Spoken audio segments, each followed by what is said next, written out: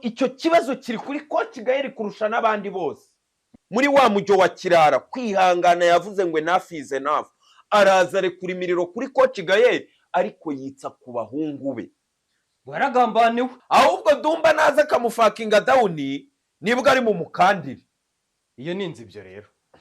Nimba kasuka jakamwe ibikibye bitutsi ubwo ngo nibwo azakanda. Breaking news ngeze no kujyana Gomeza kubica ku ruhande umuntu mitenerura igeze kure kwisha kandi nanjye ngomba kwipanga nkazana makuru mbere. Nyemerera umbwire niba bamaze gushyuha. Namaze gushyuha urakure kuko abangaba bose nirirwa nkurikirana amakuru yabo. 155 byaba ari sawa cyane. Erega reka nkubwire biranashoboka ko umusaza yagombaga no kuntamo kuri original kuko yanabikora. N'ubu yanabikora ntarirenga. Uri kumva? Ahubwo ikibazo ni kimwe. Ikibazo ni ikihe kwaya? Erega umwami ntiyica. Yica rubanda. Ntago habura ingurube zamugiye mu matwi ngo zikibaraguza ngo nguri amoko ngo no mujingo nawe asingwa. News ye ahubwo barwaye abaraperi kuva kera ni muvomo ikenewe aho hantu naho bahashyira akaboko. Ese noneho tubonye igitsina gore ko byadufasha ko dukeneye umukobwa. Urabyibuka mu gihe cya Harmonize ko bazanya Ariel Ways. Breaking news banze muvuge tuve mu bintu byo kwisha noneho mukoreho comment bamwumva. Yego umukada wamaze kubushyuha cyane. Nyemerera urakura 155 AM washyushye Bruce Melody mbabarira nashyushye nawe uzanyikiranga ujya banze mbiri byuya kujya nazamutse babarira inkuru nayo hari umuntu wumva ukumva biragushimishije umusa. Rekura. Breaking news mu minsi mikeya Bruce Melody agiye kugaruka. Bruce Melody nababwira n'indi mishinga hari na video agiye gushutinga ariko bamaze kurangizanya n'umuntu bita Mbabarira kugira ngo bakorane. Ariko reka tumutamike.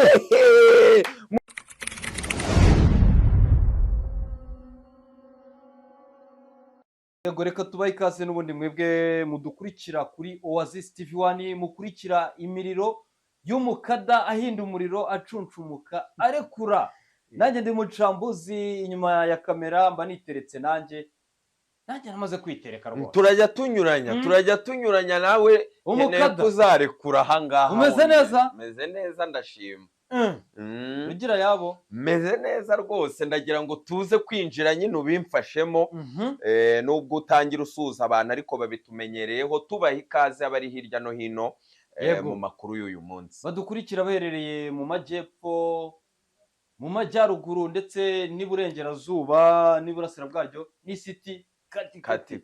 Ejo bundi nibwo nahoze nkubwira harya buriya nibwo nahoze nkubwira inkuru y'ahantu bita imugandamure. Warabimbwe mu kinya byarananiye ariko nyine ntago nzi uduce twinshi. Ntago uzi uduce?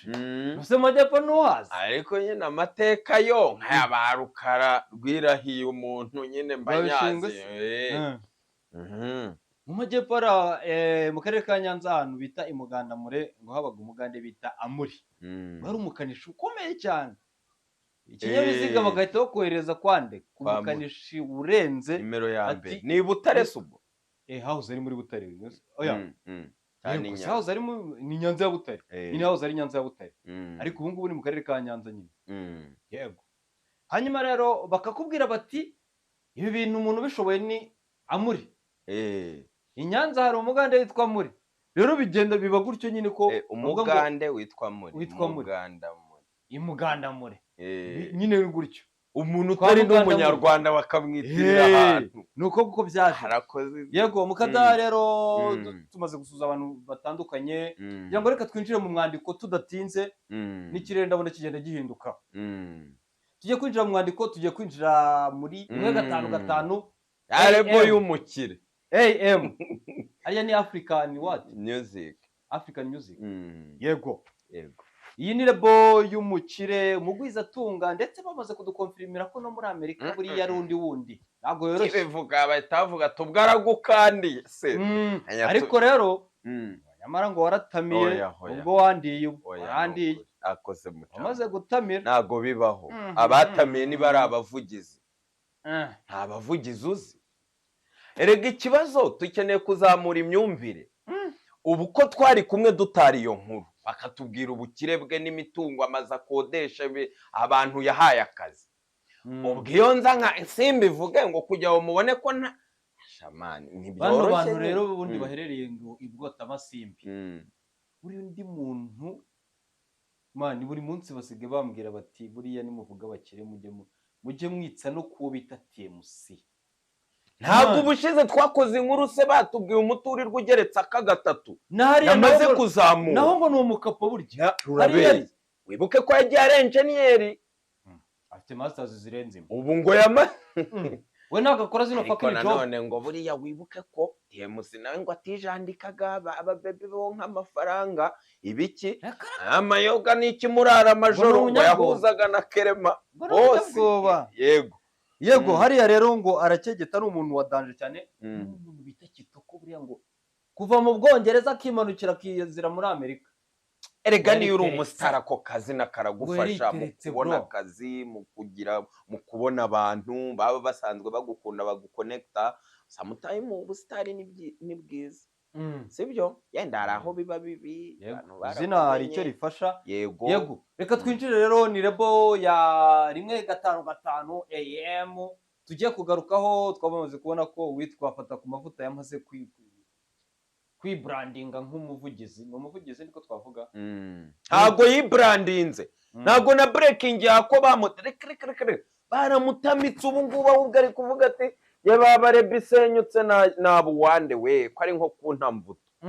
Kareka si ukwipanga nyuma y'abipangaga barekura imiriro ngo turi muri timu tukabona bazatahira ama press conference. Nabonye we twari kuzabivuga mu yindi kwa yego reka ndeke kubivuga ndabivuga. Yego twinjire rero tugiye kwinjira ku witwa ariko musa waretse ngabivuga kuri aka kantu. Ngiye nakurikiranye press conference ya Yago na Marshal.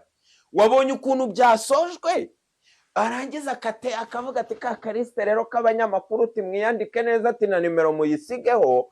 Nta bandi bantu bayoboraga itangazamakuru bakaritamira ibiceri bikavugwa. So umunyamakuru wo kuri RBS banaje bajya ngo wikirize gusa. Uva umunyamakuru wa RBS barabivuga ko ngo yabaryaga ntayabaye. Nawe noneho umuvuze ikintu kitari cyo yagukoze buriya wabona biba. Jewe nakoti wabonye ko biriya bintu byabateye ubwoba n'undi wese ujya muri ziriya nshingana agomba kwita ku banyamakuru. Kandi icyo kirajyana n'ikihe kirajyana n'abandi bantu nzi hano muri game bazwiho gutanga amafaranga. Buriya ari yakuru press conference ye ikandirira abantu akanyenyeri. Izi za 155 yenda bo bakagira ikosa bagaselectinga nk'abantu bake byabitangaza amakuru biri elite ariko bakandi. Buriya rero ubayoboye ni Marshal Jeko. Ni nayo mpamvu bakomeze no kubimentioninga wagira ngo muri kubibwira twe ntago muri kubibwira abanyamakuru. Ujeku arakanda ariko bizwe kandi n'abanyama pressing abantu. Nakamaro nabonye kuri kamera avuga ati rwose mbabarira utanze ikibanza turabibonye ariko simva hano utampaye. Mbabarira simpava. Kugeza ubwo yari yarazanye tombora Marshal Jeko yo kuvuga ngo nimba mfashe nk'iyi site yenda tuvuge nk'iyi site irimo ibibanza 100. Ibibanza 99 bizagurishwa kimwe tugihe abo bantu bitewe n'amakadi twabaye y'amanimero bagitombore. Abanyamakuru babyumva nabi haba haje nyene kuri TV ati mwaduha icyo kibanza tukajya tugitombora kandi cyatomborwaga n'abandi baguze ibibanza. Deja hari icyo watanze kujya ujye muri tombora. Ati mwaretse abanyamakuru uti tukagitombora. Marshal bimwe byo mu kirese ugabisha ibirenge ntiyahise avuga ati turabyemeje tuzabiha umurongo. Ariko bakaba neza yabari diro nziza hari umunyamakuru nawe batamitsa akabanza kamera neza tukabona nuko tubamamaza neza tukabona nuko kugira ngo proud yabo diro nziza kugira ngo bahe brand ambassador Yago. Ariko wibuke ko hagaragaye ngo amafaranga ngo ari hejuru ya miliyoni 20. Wibuke icyo kintu kagaragara ko we n'uwitwa Chita batarebana neza barebana y'ingwe. Byakomeje bigarukwaho byagaragaye kugeza ubwo Chita akoresheje atwitinza akoresheje amazina ye bakaza kubona ko bakoze amakosa bakongera bakamuha access agatwitinga akoresheje account ya company. Ni ukuvuga ngo ni kwa guhubagurika, ni za beef, ni za saga. Murabyibuka databuja we Sabe n'iki Yago, aho ngaho ni abantu bagiye batarebana neza cyane nuko nta kitarangira. Ubwo rero haba hari byinshi, ariko na Yago yirata ati ndabatama, ati baradutuburiye se, agera wiyitsa ku magambo akomeye ngo company ngo yakoze amakosa, ngo ariko ngo nanjye narayakoze ngo dusabana imbabazi, akongera akababisubiye ngo company ati abantu wise ubusikama ngo ni mumbabare ngo naraho. Yago singe wakoze inkuru mvuga uburyo akunda guhubuka, si twari kumwe Mucambu, mvuga uburyo adakunze kumva. Nukuri iyo nkuru narayikoze nta n'igihe kimaze. Ubwo rero ngayo nguko ariko Yago Pondati nyine twamuferesta cyane cyane icyo muferestira si n'ikibanza yahawe gifite agaciro kari hejuru ya miliyoni 20, ahubwo ndashima management yabonye nyuma yuko yiri yakimara, nyuma yuko yikozemo, nyuma yuko akoza album huti.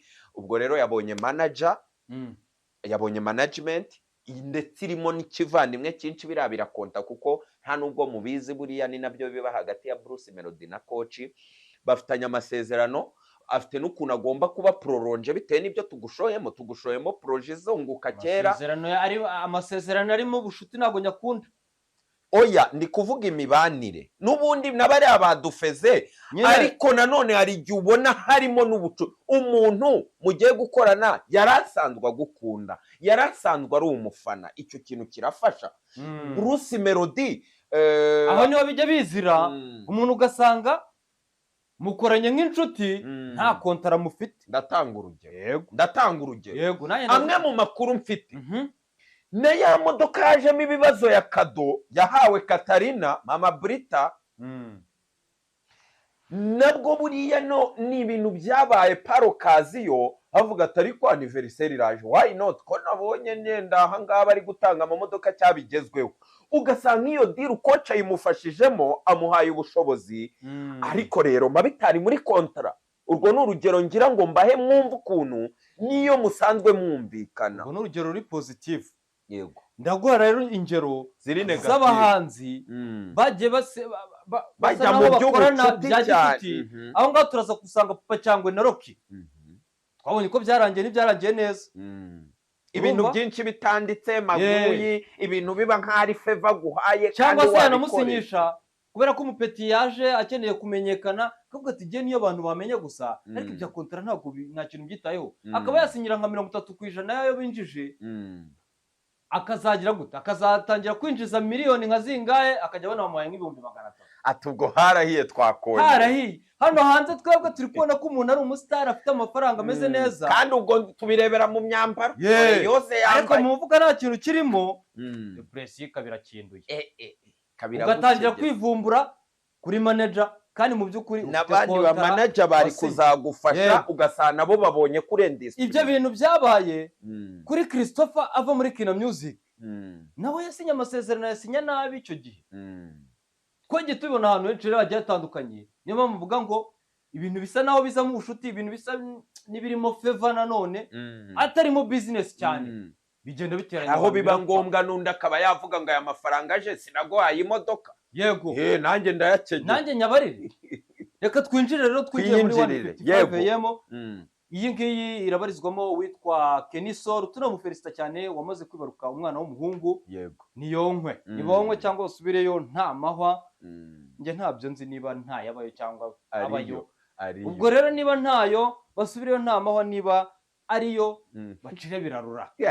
Yego, witwa Roskana nawe abarizwa muri iyi lebo, ndetse na Kizigenza Bruce Melody. Byaboneka ati Roskana. Bruce Melody nawe uri kumwe Roskana. Hanyuma rero ubwo biri kuvugwa ko hari noneho abandi bantu bashobora kuba bagiye kongerwamo amaraso mashya. Twagiye tubona n'uwitwa Bruce Melody, hari umuntu rwose w'umurara cyane, w'umurarakazi yikundira. Nibyo niho ugiye guhera aho ngaho winjira ukegeta muri 155 AM nk'umukada wikunkumura. Asante sana. Urakoze Mucambuzi. Nagira ngo mpere ku nkuru nakoze ya ejo, nimba atari umusibe ejo turi kuvuga kuri Bruce Melody, turi kuvuga kuri Muvomaye, turi kuvuga ubugome ashaka no gukorerwa n'itangazamakuru, kandi nawe si shyashya uzi ko iyo aguciye urwahavunira mu mavi, nawe ntiyoroshye, iyo bibaye ngombwa yikomanga mu gatuza, kandi buriya ntago abanyarwanda babikunda, dukunda umuntu uri low-key, wiriza, utiyemera, utiyumva, utaba proud y'ibyo yagezeho, timumfashe ntibiraza nyine, bakunda umuntu umeze gutya nyine, bamarira se ntubazi. Bruce Melody iyo nkuru narayikoze. Bruce Melody uyu ni umuntu ukora inkuru, iyo abonye yenda hari inkuru mbi ziri kumuzaho ashaka indi nziza. Kimwe mu bintu biri kumugaruka abantu benshi barambiwe ni indirimbo Funga Macho, When She's Around. Ubu noneho ngo yayishyize mu Gifaransa, ngo Gifaransa nimba yitwa ngo iki Gifaransa. Yego, iyi ndirimbo yarambiranye, ni nyuma yaho n'ubundi yagiye atwizeza alubumu yo yaje ntisubira inyuma, yatangiye utuntu tunezeza abantu. Nagiye mbona video yagoyinze viral ari kumwe n'umwana we, nziza cyane, umwana washaka kuzavamo umuhanzi ukomeye. Kandi igitangaje nuko ahubwo Brita mukuru ari nawe ahubwo berekanaga kazaba umuhanzi, berekana imicurangire, berekana iki, ariko karakana ke kankanze. Ibyo tubiveho. ni wa undi se wari wo Philipita barimo bavibinga, bavibinga cyagiye muri yabonye rero ataguma muri iki gihugu, yabonye ko n'ubundi afite byinshi biri kumuterwaho amabuye, kandi akeneye kubanza agakora n'ayo makuru. Yigira iwabo. Nairobi yayigize, Nairobi niho ahantu hambere ajya kenshi. Bruce Melody yego arongeye muri bimwe twavugaga ejo bundi, afashe Kenny Solo, afashe Prince Kiss, asubiye Nairobi. Aho rero wikije ku bahanzi bari muri 155 AM, ariko Element nawe nkeneye ko uzajya umufata nk'umuhanzi. Kandi koko yego, nawe ngo yamaze gusinya kontra n'umuhanzi bifite ahantu biri kuze guhurira. Yego, nubwo twagiye kumva ko ngo agiye kuza muri za gospel, noneho sinzi gospel za style z'abantu zazirya, ya style barimo barapfana abantu. Uri kuvuga yanjyana afrogako mu bihe bishize. Ubwo aho nyine bya Kenya ni kwa kujijisha barimo, ngo bagiye muri version y'Igifaransa yatwikira, nuko bagiye kujya i Burayi. By the way, ari na performance bashaka kuzayikubita i Paris, ariko buri wese amenya business ye, akamenya indirimbo imutwikira, buri afite ibyo yarebye nawe afite IQ. Ariko uribuka mu bihe bishize Bruce Melody mu kanwa ke, Coach Gael bavuga uburyo bakeneye abahanzi muri 155 AM, ngo bashya, ngo impano nshya, ngo ni muce, batanga website, batanga nimero za telefone, batanga Instagram, ngo baze ngo abantu ngo bapostire, ngo basabe. Ibyo bintu byaravuzwe, biranakorwa, abana benshi barabisaba, ariko harimo projet ya Roskana. We wigereye mu kizuru, kuko inshuti yawe gusiga ibyiza. Yari yarakonexe na Ere, niyo yaba barakonexe agiye kumuha amafaranga, ariko barakonexe. Arangije bakorana n'indirimbo irarya, urahera kuri uwo umuvugira. Uzi ko byanagoye abantu babatena, ngo ariko mwamuhaye kontara, ariko nyuma baza kugaragaza ko bamuhaye kontara. Ni indirimbo yesesa nyine abantu bakritika amashusho, ariko n'urwego ni standard bari baratumenyereje bakora indirimbo, suko sesa ari mbi. Iyi 155 rero yagize ikibazo cyo kubona ko gushora mu bantu bakizamuka wunguka utinze. Iryo jambo ryo naryiyumviye. Wunguka utinze. Hari n'igihe umuntu umwibeshyaho ukabona yarakubisa akantu gato keza. Urabyibuka uyu mukobwa Emirene yazanye w'umusekirite, nawe byari bimaze igihe bihwihwiswa, ariko ni rumors z'ababloga ngo niwe ngo bamubwiye ngo genda ukoresha interview. Waramubonye ariko ngo umukoresha interview ngo kugira abanyarwanda babanze bamukunde bamumenye ngo tumusinyishe. Umva rero amakuru mbi. Rekuru baburetse sindazamuka. 155 AM ibintu bagiye bayitungaho intoki bavuga ngo anytime ishobora gushwana na Bruce Melody. Buriya hari amakuru wumva utahamya, ariko ubona ko Bruce Melody nawe ibyo bintu hari amahirwe wabiha abakire babiri. iyo umuntu yatangiye kubona icyo yashakaga wakimugejejeho, iyo umuntu yatangiye kubona ko washinga n'imishinga amafaranga akibara nta kintu wakoze, ahanini flexibility iragora. Aho niho tuzabonera IQ ya Bruce Melody, cyane ko binashoboka ko yabona indi management iri hejuru.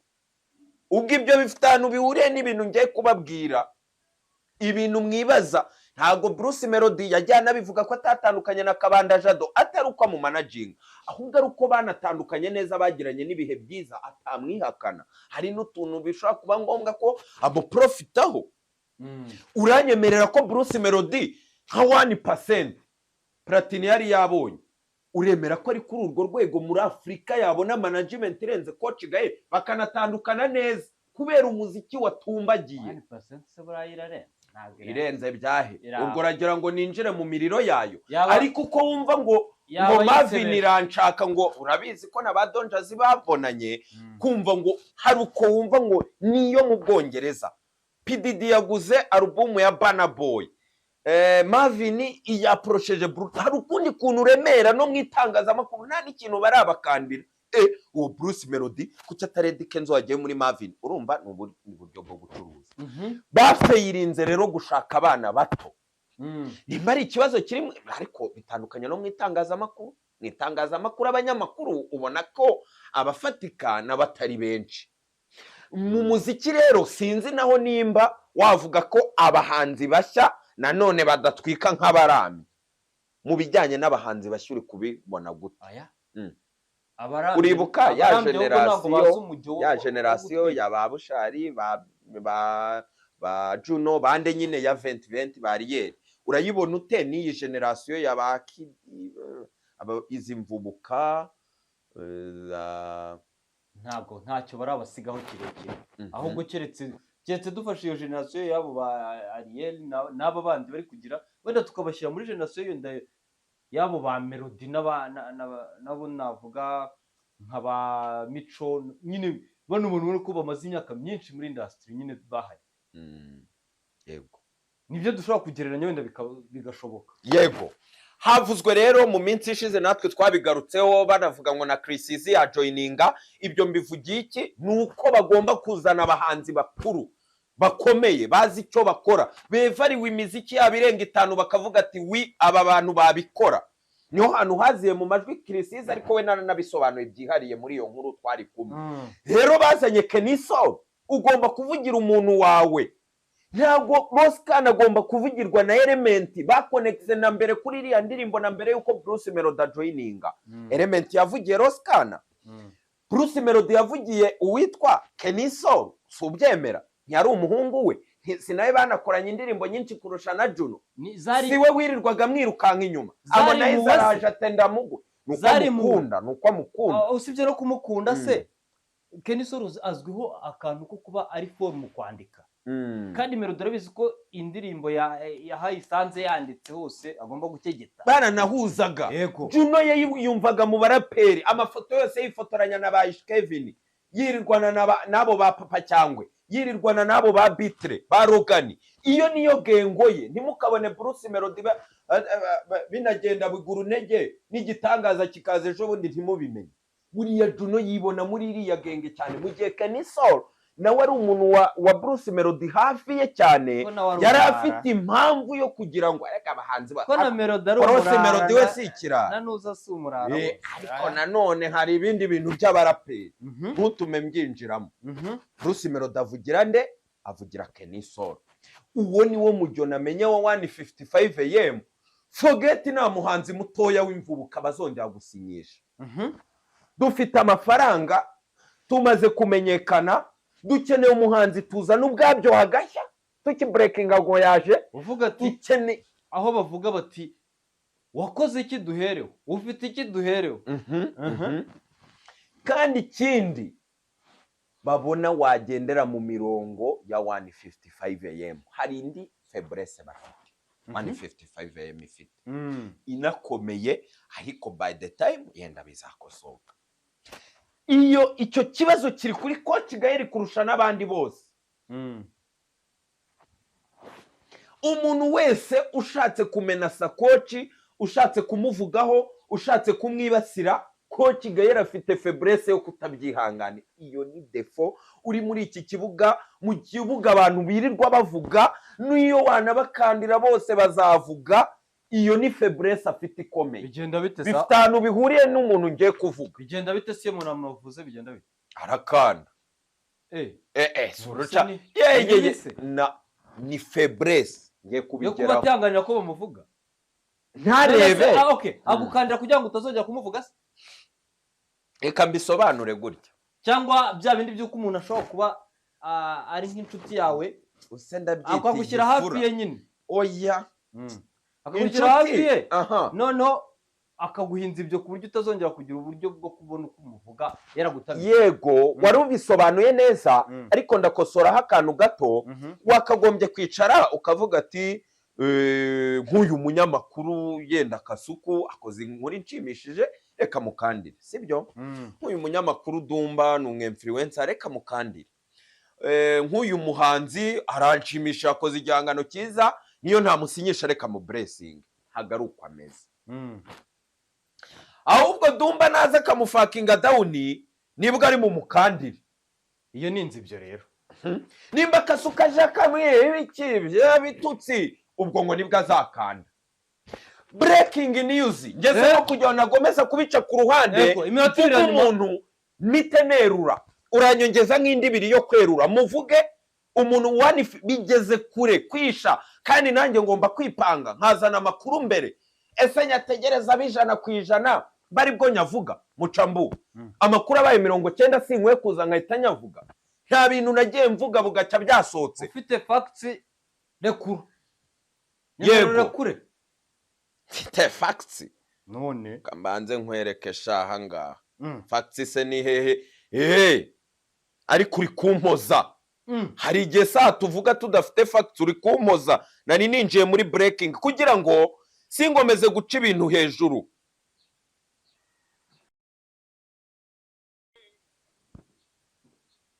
Muri 55 am. Big things. Nyaboneka.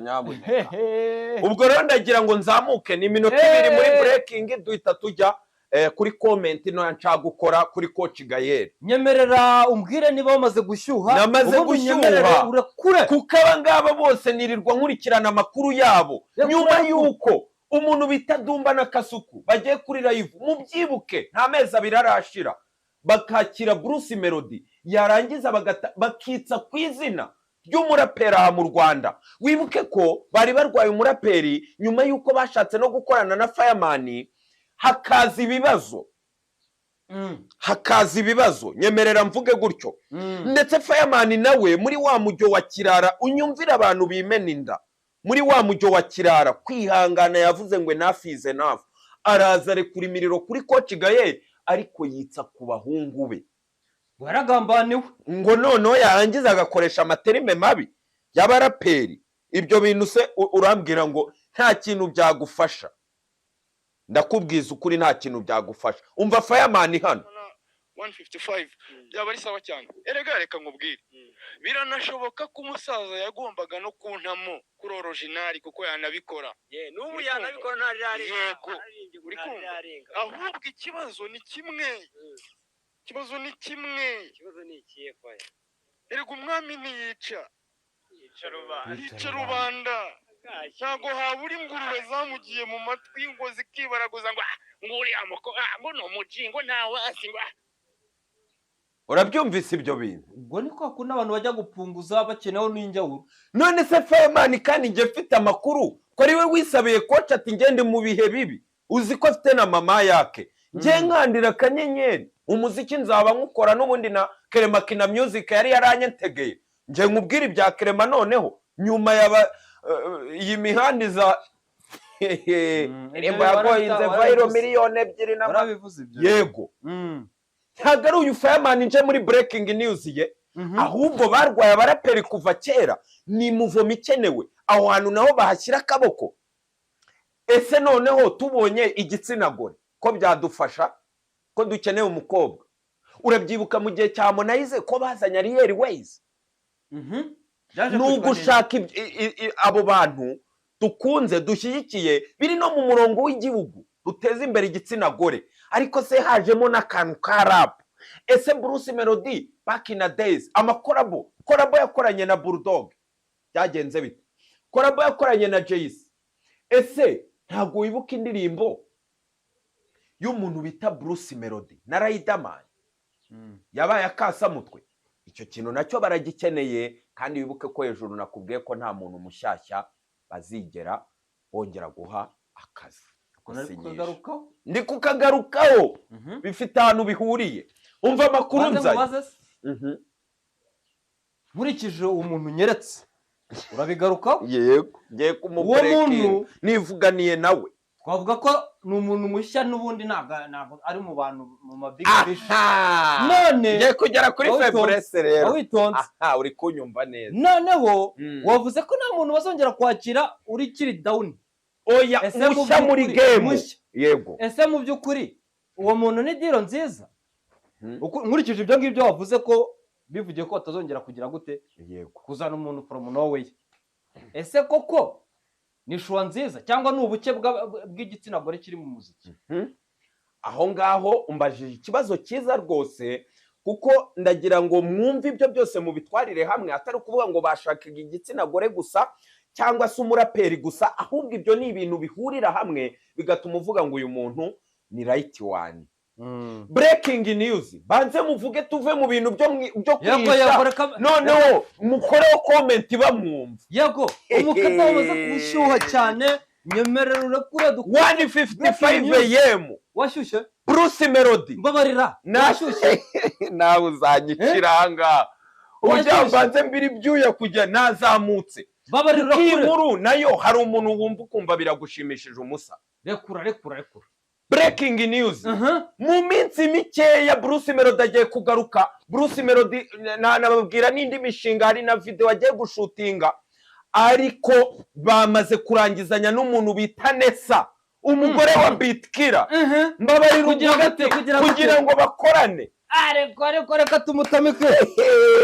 Murabyumva se mutamugiriye ishyamba. Fabrice ya Coach Gaël. Nge mbibutse imiriro Nessa yarekuye kuri Bruce Melody. Mbibutse imiriro yarekuye kuri Coach Gaël. Mbibutse Fabrice nababwiraga kuri Coach Gaël ko ibyo bintu abifite mucambu. N'abantu bagiye bamuvuga n'abagakandira bakisanga muri timu ye. Ntabwo yari Fabrice, ntabwo Nessa azibura. No mu ndirimbo arakuzibura, no kuri interview ya Down. Ariko mugende utarafata ijambo, mugende murebe interview ya Nessa na Bitkira bakoranye na Badirama. Ejo bundi Badirama za banayikoranye mu kwa mbere. Murebe live ya Dumba na Kasuku na Bruce Melody amwitsaho ku bushake ngo Nessa ni umuntu wa danje. Yamwikijeho Nessa yamaze kumurekuraho imiriro na Bitkira. Ntako nashaka kugaruka. Ariko sura byibuka. Ndabyibuka neza. Ubu nge nago nkurikirana. Ntabwo yari Fabrice ya Coach. Ntabwo Bruce Melody yanabivuze. Ejo ndi ari mu mwanyi wanjye nawe uri mu itangazamakuru. Bruce Melody yararimo abivuga avuga ati erega buriya hakanda Coach, ngeze jandakanda ndi umukene ntarubaka. Ariko bikavuga ko abo ajya namubuza gukandira abantu nanone. Gutya abona byarengeye. Bruce Melody afite abona byarengereye. Ukandire n'abamanager bagenzi bawe, ukandire n'abahanzi, ukandire n'abanyamakuru n'abinfluencer. Bruce Melody arareba akabona byarengereye. Yakoze akantu kamwe. Niyo mpamvu akantu kamwe aho ngaho utarambaza.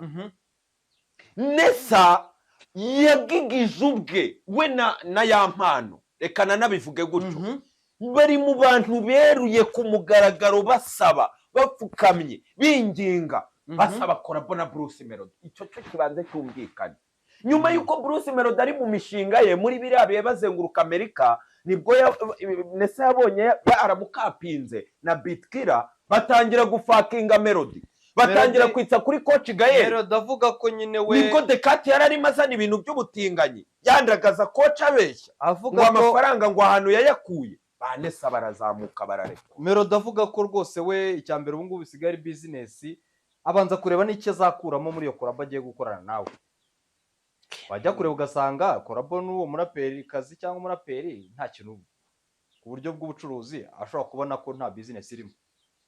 breaking news yemera ko namukunda nicyo nagira ngo nkubaze rero yo kuvuga iyo breaking tunasohoza ntabwo nongera kugira icyo mvugaho urahita usoza yego ntabwo byaba ari uko Bruce Melody yabigizemo akaboko uwo mukobwa akaza muri rebo kubera Bruce Melody twabonye ko yivugiye ko amukunda yego ntiyabafitemo akaboko niyo ngiye hejuru nabivuze ko bari muri iyi mishinga umwe ajya kwa Badumba akavuga ku wundi undi akajya ku wundi ariko n'imiriro ikarekurwa kandi Nessa 80% imiriro yari yirekuraga kuri coach si Melody ibyo bintu muze kubyumva neza ndetse ahangaha breaking news rekura hagombaga kubaho indirimbo ya Nessa na Bruce Melody ariko hatangiye n'ibiganiro byo kugira ngo bakonfirime basinyisha umuntu umva ikibazo rero mucambu umuntu bita Bitkira ntabikoze Zara yari induri iyi nkuru nayumvise no se yagiye gusora ama video nkubwire ko none ari na Bitkira yerekaga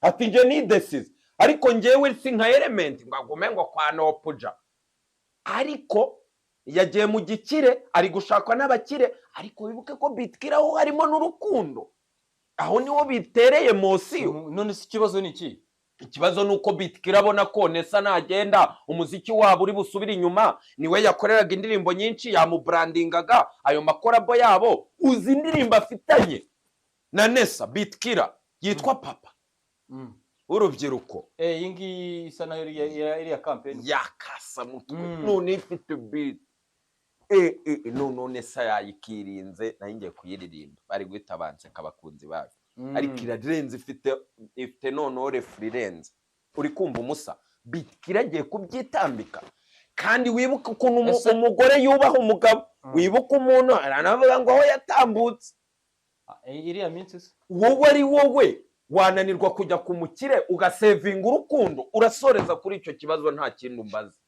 soza inkuru oya nje ndavuga uko mbibona uko ndi bubibone uriya mukobwa ntabwo yakirengeshwa kujya aho ngaho ugaraza kubisenya byose niko mbibona njyewe ahubwo reka mubaza akantu wenda kanyuma nanjye ese Nessa ni shwa nziza 155am yabikoze kumusinyisha mu buryo bwa business icyo kibazo ni cyiza icya mbere Nessa yashyize pressure kuri coach icyo cyo nagisobanuye baburetse coach agira iyo defo ntago natangiye mvuga iyo defo mugende mwumva ibintu badira none ibaze manager uri gusebesha undi manager we ntago ari ngiye nakoze inkuru y'ibintu yabakoreye na bacarina ni na muri Amerika abima kaboko ntago abaje kwihorera se ubugira ngo mbisubiremo abakoresha interview byitsa mu gusebya coach rero iyo pressure hari